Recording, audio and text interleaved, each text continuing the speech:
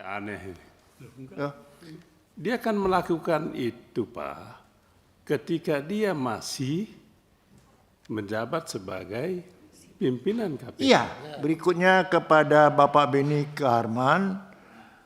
Ini pertanyaan Bapak cukup banyak ya, dan memang Pak Beni dari dulu begitu terus, tidak berubah terhadap kami. Kritiknya bagus, Pak. Terima kasih kritik Bapak. Tapi Bapak bertanya apakah Ketua KPK pernah melakukan target sendiri, menentukan sendiri. Dari pengalaman kami, dari pengawasan yang kami lakukan, itu tidak pernah. Target yang dimaksud tadi itu adalah indikator kinerja utama. Itu dirumuskan secara bersama oleh pimpinan dan struktural yang ada di bawahnya. Tahun ini kita harus mencapai target berapa banyak perkara ini, umpamanya.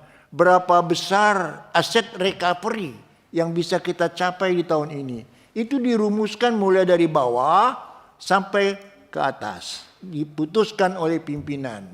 Itu yang saya maksud. Kami tidak ikut dalam hal itu. Karena itu memang target yang ditentukan oleh pimpinan sendiri untuk 1 tahun. Target kinerja ini, Pak. Nah, itulah yang kami paparkan tadi. Target kinerja itu ya belum ada menurut kami yang 100%. Itu yang dimaksud, Pak. Tidak jelas kalau sudah terjadi tindak pidana korupsi, Dewas mereduksi menjadi pelanggaran etik. Saya rasa tidak begitu. Dari dulu kalau sudah merupakan tindak pidana korupsi, kami serahkan kepada penyelidik. Tetapi etiknya kami sidangkan. Setiap tindak pidana korupsi, kejahatan korupsi pasti melanggar etik. Tapi kalau melanggar etik belum tentu melanggar tindak pidana. Jadi kalau sudah benar ada indikasi tindak pidana, sebagaimana yang sudah kami sampaikan sebelumnya, itu kami sampaikan kepada pimpinan. Kami tidak mereduksi. Tidak pernah. Dan banyak itu terjadi, supamanya kasus Rutan itu kami sidangkan etiknya. Tetapi mereka pelaku-pelaku tindak pidana korupsi kami serahkan kepada penyelidik. Dan sekarang sudah ditahan bahkan. Begitu juga penyidik yang Robin yang memeras. Kami sidangkan etiknya. Selesai kami sidangkan etiknya, kami serahkan kepada penyelidik. Bahkan sudah ditahan.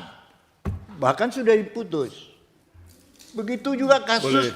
Boleh interupsi sedikit, Pak Ketua. Ya, kenapa Pak Beni? Pak Tumpak, kalau yang salah satu pimpinan KPK itu dulu?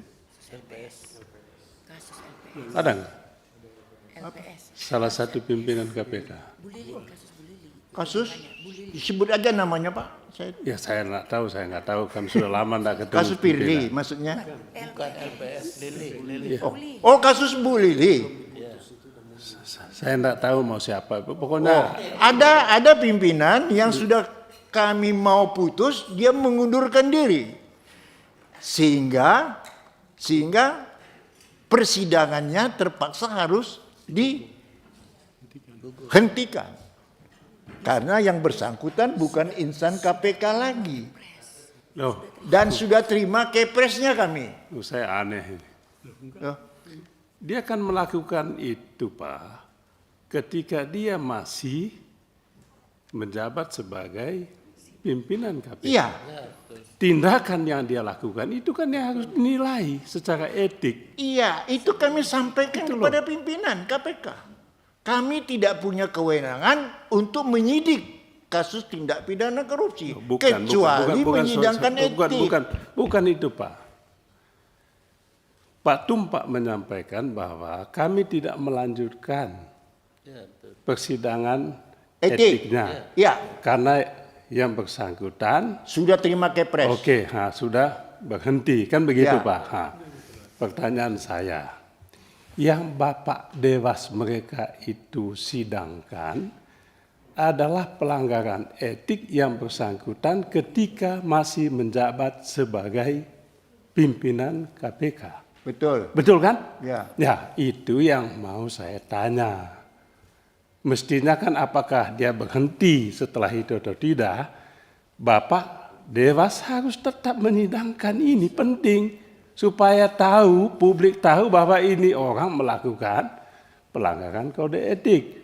Sebab jangan-jangan dia sengaja mundur Pak Ketua, iya kan? Udahlah Pak Tumpak, kita sama-sama lama kita kan. Saya sama Anda ini udah puluhan tahun. Ya. Gitu loh. Jadi begini Pak, ketentuan Jadi di kami. jangan-jangan Dewas suruh udah kau berhenti aja supaya jangan disidangkan. Itu yang mau saya sampaikan. Udah nggak usah dijawab lagi Pak Tumpak. Saya rasa mesti saya jawab Pak. Kalau nggak dijawab nggak. Ya. Biar fair. Etik kami ini Pak hanya berlaku bagi insan KPK. Ketentuan di kami kalau sudah bukan insan KPK lagi, kita tidak bisa. Dipanggil pun dia tidak mau datang umpamanya. Itu tidak bisa, tidak ada upaya paksa di kami. Jadi kami tidak bisa menerapkan kepada dia untuk meneruskan persidangan ini karena dia sudah menerima kepres. Pak Ketua itu loh, ini Pak sebagai Ketua Pak Tumpak ini kan begini Pak, kenapa saya sekali lagi mohon maaf menegaskan ini. Coba Pak Tumpak bayangkan. Ya, bayangkan setiap orang di KPK pimpinan nanti melakukan pelanggaran kode etik, Ya, supaya lepas dari tuntutan kode etik dia minta berhenti. bisa Itu terjadi. loh. Ya, Itu loh yang mau saya sampaikan.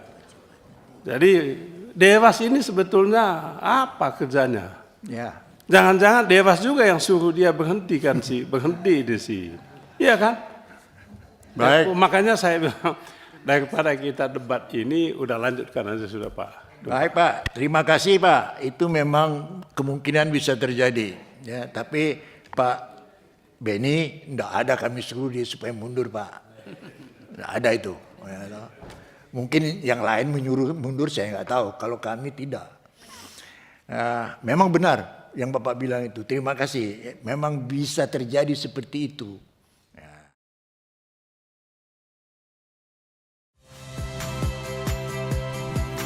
Saya Yasir Neneama. Saksikan program-program Kompas TV melalui siaran digital, pay TV, dan media streaming lainnya. Kompas TV, independen, terpercaya.